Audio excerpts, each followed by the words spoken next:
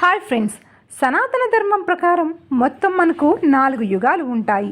అవే 1 సత్యయుగం, 2 ద్వాపర యుగం, 3 త్రేతాయుగం, అలాగే 4 కలియుగం. ఇప్పుడు మనం జీవిస్తున్నది కలియుగంలో. ఈ కలియుగం ఎలా అంతమవుతుంది, అలాగే కలియుగం అంతం అయిపోయిన తరువాత అసలేం జరుగుతుంది అనే విషయాలు నేడు విపులంగా తెలుసుకుందాం. సో వీడియోని ఇక్కడ స్కిప్ చేయకుండా చూడండి.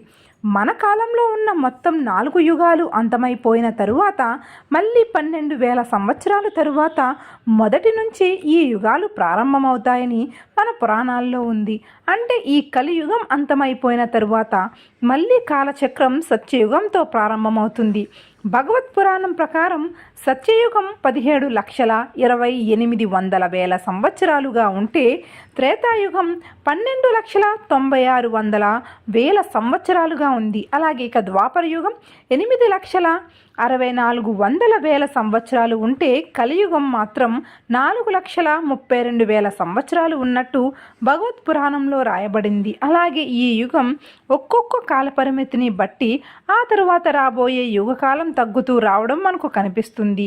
అలాగే ఇప్పుడు ఉన్న కలియుగం ఖచ్చితంగా అంతమైపోతుందని మనందరికీ తెలుసు. కానీ ఈ కలియుగం ఎలా అంతమైపోతుందో ఇప్పుడు చూద్దాం. ఈ కలియుగం చివరి కాలాన్న ఘోర కలియుగం అని అంటారు. ఈ ఘోర కలియుగంలో వాతావరణంలో ఆకస్మిక మార్పులు వస్తూ ఉంటాయి. అంతేకాకుండా ఈ సమయంలో కరువు కాటకాలు ఎక్కువగా ఉంటాయి. అలాగే వర్షాలు కూడా ఎక్కువగా రావడం, లేకపోతే మొత్తం రాకుండా ఉండకపోవడం లాంటి విపరీత పరిణామాలు కూడా జరుగుతాయి. అలాగే ఈ సమయంలో ప్రజలకు అనేక రకాలైన వ్యాధులు, వింత వింత జబ్బులు వస్తూ ఉంటాయి. అంతేకాకుండా ఈ సమయంలో ప్రజలు ఆకలికి తట్టుకోలేక కరువు కాటకాలతో చాలా బాధపడతారు. ఈ సమయంలో మానవుడు అనేకమైన చెడు అలవాట్లకు బానిసై చెడ్డ పనులు చేస్తూ ఉంటాడు. అంతేకాకుండా ఈ కాలం చివరిలో డబ్బుకు మాత్రమే ప్రాధాన్యత ఇస్తారు. అంతేకాదు న్యాయ చట్టం మరియు ధర్మం ఇవన్నీ డబ్బు ఉన్న వాళ్ళ వైపు మాత్రమే ఉంటుంది. అలాగే డబ్బు ఉన్న వాళ్ళే అధికారంలోకి వస్తారు. ఇక డబ్బు మాత్రమే మనిషి యొక్క పుట్టుకను, మంచితనాన్ని మరియు గుణగణాలను నిర్ణయిస్తుంది. ప్రతి యుగంలో మనిషి ప్రవర్తనను బట్టి అతని గుణగణాలను నిర్ణయిస్తే ఈ కలియుగం చివరిలో మాత్రం డబ్బు మాత్రమే మనుషుల్ని ధనవంతులు అని పేదవాళ్ళని విడదీస్తుంది. అలాగే ఈ సమయంలో ఎదుటివారిని మోసం చేసే వ్యక్తిత్వాన్ని ఎంతో గొప్పగా భావిస్తారు. అలాగే ఈ సమయంలో ఏ పని చేయలేని వ్యక్తికి ఎటువంటి విలువ ఉండదు. ఇక ఈ సమయంలో ఆడవాళ్ళకి మగవాళ్ళకి మధ్య ఆకర్షణ మాత్రమే ఉంటుంది. ప్రేమ, అనురాగం అనేవి ఈ కలియుగం చివరిలో మనుషుల మధ్య ఉండవు. ఇక సత్యయుగంలో మనిషి 31 అడుగుల ఎత్తు, అలాగే 1,00,000 సంవత్సరాల ఆయుష్ని కలిగి ఉండేవాడు. అలాగే త్రేతాయుగంలో మనిషి 21 అడుగుల ఎత్తు, అలాగే 1000 సంవత్సరాల ఆయుష్ కలిగి ఉన్నాడు. అలాగే ద్వాపర యుగంలో మనిషి 10 అడుగుల ఎత్తు, 1000 సంవత్సరాల ఆయుష్ను కలిగి ఉండేవాడు. కానీ కలియుగంలో మనిషి యొక్క ఎత్తి 6 అడుగులు తగ్గిపోయి మనిషి యొక్క ఆయుష్ 100 సంవత్సరాలకు తగ్గిపోయింది. ఇక ఈ కాలంలో 6 అడుగులు ఎత్తు ఉండి 100 సంవత్సరాల పైన బతికిన వారు చాలామందే ఉన్నారు. అలాగే ఈ కలియుగం అంతమయ్యేసరికి మనిషి అరచెయ్యంత ఎత్తుకు తగ్గిపోతాడని భావిస్తున్నారు. కానీ భగవత్ పురాణంలో కలియుగానికి సంబంధించిన ఇటువంటి కొలతలు ఏమీ అయితే రాయలేదు. కానీ 2,00,000 సంవత్సరాల క్రితం ఉన్న జంతువుల కంటే ఇప్పుడు ఉన్న జంతువులకైతే చాలా తేడా ఉంది. అప్పటి జంతువులు చాలా పెద్ద పరిమాణాన్ని కలిగి ఉండేవి. అలాగే పురాణాలు కూడా మనిషి ఈ విధంగా మారిపోతూ ఉంటాడని చెబుతున్నాయి. ఇక కలియుగంలో ఇప్పటి కాలంలో మనుషులు 100 సంవత్సరాలు మాత్రమే బతకలేకపోతున్నారు. అలాగే కలియుగం చివరిలో మనిషి 50 సంవత్సరాల వరకు బ్రతుకుతాడని మన పురాణాలు చెబుతున్నాయి. ఇక ఈ కలియుగం చివరిలో మనుషులందరూ దేవుణ్ణి మర్చిపోయి నాస్తికులుగా జీవిస్తారట. అలాగే దొంగతనాలు చేస్తూ, గొడవలు పడుతూ, చిన్న చిన్న గొడవలకే చంపుకునేదాకా వెళ్ళిపోతారు.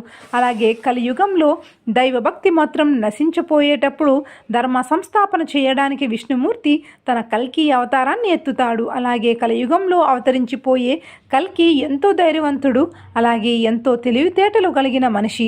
ఇతడు తన ఆలోచనలతోటి ఆయుధాలను మరియు వాహనాలను తన ఆధీనంలోకి తెచ్చుకోగలడట.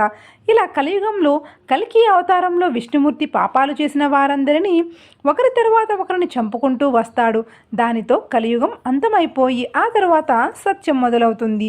ఈ కల్కి సంబాల నగరంలో విష్ణు, ఆశ అలాగే సుమతీదేవి అనే దంపతులకు 5వ కుమారుడిగా జన్మిస్తాడట. కల్కి యొక్క ఈ అవతారం ఎటువంటి లోపాలు లేని స్వచ్ఛమైన అవతారం. అలాగే కల్కి భగవానుడు దైవ సంబంధిత గుణాలను కలిగి ఉంటాడట. ఇలా ఈ కలియుగంలో కల్కి దుర్మార్గాలను ఒకరి తర్వాత ఒకరిని చంపి ధర్మస్థాపనను చేస్తాడు. ఆ తర్వాత సత్యయుగం ప్రారంభమవుతుంది. ఈ సత్యయుగంలో ఉండే మనుషులు ఎలాంటి సామర్థ్యాన్ని కలిగి ఉండరు. అలాగే ఈ కాలంలో ఉండే మనుషులు ఒకరికొకరు సహాయం చేసుకుంటారు. వీరి మనసులో ఎలాంటి చెడు ఆలోచనలు, అసూయలు, అహంకారాలు ఉండవు. ఇక ఈ సత్యయుగంలో ఉండే మనుషులకు ఎలాంటి వ్యాధులు కూడా రావు. అందుకే వీరు తమ ఇంద్రియాలు ఆధీనంలో ఉంచుకుంటారు. అలాగే ఈ యుగంలో మనుషులకి ఎలాంటి సమస్యలు కానీ బాధలు కానీ ఉండవు. మనుషులకి అహంకారం కానీ ఎదుటివారిని వినాశనాన్ని కోరుకునే కోరికలు అస్సలే ఉండవు. ఇక మనుషుల మధ్య గొడవలు కానీ కొట్లాట్లు కానీ మనకు కనిపించవు. అందువల్ల ఈ సత్యయుగంలో ఉండే మనుషులందరూ ప్రేమ అనురాగాలతో కలిసిమెలిసి ఉంటారు. అలాగే ఈ యుగంలో ఉండే మనుషులందరూ నేనే గొప్పవాడినని ఎవ్వరూ చెప్పుకోరు. ఈ యుగంలో మనుషులందరూ కులాలు, మతాలు అనే విభేదాలు లేకుండా ఎంతో కలిసిమెలిసి దేవుణ్ణి పూజిస్తూ ఉంటారట. ఇక ఈ సత్యయుగంలో ఉండే మనుషులందరూ ఎక్కువ సమయాన్ని ధర్మాన్ని చేయడానికి మాత్రమే ఉపయోగిస్తారు. ఈ సత్యయుగంలో ఉండే మనుషులందరూ ఎప్పుడూ పరమాత్మని ధ్యానిస్తూ పూజలు చేస్తూ ఉంటారట. ఆడ మగ మధ్య తేడాలు ఉండవు. అంతేకాదు ఆడవాళ్ళు తమ భర్తలకు సేవలు చేస్తూ వారు చెప్పే ప్రతి మాటను వింటూ ఉంటారు. ఇక ఈ యుగంలో ఉండే పిల్లలు కూడా వారి తల్లిదండ్రులు చెప్పే మాటలు వింటూ ఉంటారు. పిల్లలు వృద్ధాప్యంలో ఉన్న తమ తల్లిదండ్రులను ఎంతో ప్రేమగా చంటి బిడ్డల వలె చూసుకుంటారట. అలాగే సత్యయుగంలో ఉండే మనుషులు సాధువులకు సేవలు చేస్తూ కర్మ ఫలాన్ని పొందుతారు. మన పురాణాల ప్రకారం ఈ సత్యయుగంలో మనుషుల పొడవు 32 లేదా 31 అడుగుల వరకు ఉంటుంది.